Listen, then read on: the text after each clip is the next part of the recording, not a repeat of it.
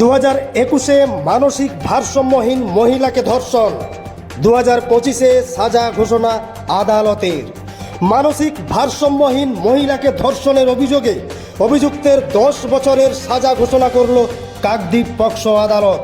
গত 2021 সালে কাকদ্বীপের অক্ষয়নগর এলাকায় এক মানসিক ভারসাম্যহীন মহিলাকে ধর্ষণ করেন ওই এলাকারই যুবক দেবাদাস ওরফে ঢোলু। এই ঘটনার পরই গত 3/9/2021 তারিখ হারুউড পয়েন্ট কোস্টাল থানায় ওই এলাকারই বাসিন্দা নান্টু দাস একটি লিখিত অভিযোগ দায়ের করেন।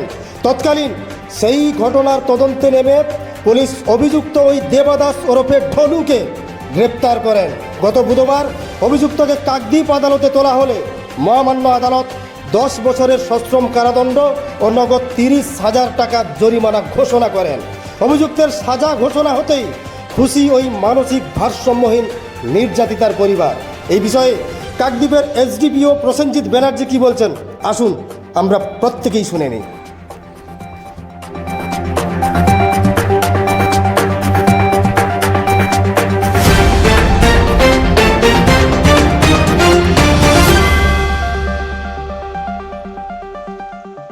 গত 2021 সালের 3 সেপ্টেম্বর রাত্রি 12:30টার সময় অক্ষয়নগরে একজন মানসিক ভারসাম্যহীন মহিলা, তাকে একটি ছেলে রেপ করে।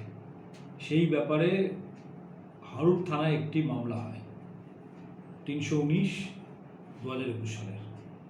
সেই মামলায় যে তদন্তকারী অফিসার সাব ইন্সপেক্টর জাহাঙ্গীর, ও তদন্ত করতে নেবে। তদন্ত চলাকালীন যে আসামি দেবাদাস, যার ডাকনাম হচ্ছে ঢোলু, অক্ষয়নগরে বাড়ি, তাকে গ্রেপ্তার করে এবং খুব ভালোভাবে তদন্ত করে নির্দিষ্ট সময়ের মধ্যে আদালতে চার্জশিট সাবমিট করে।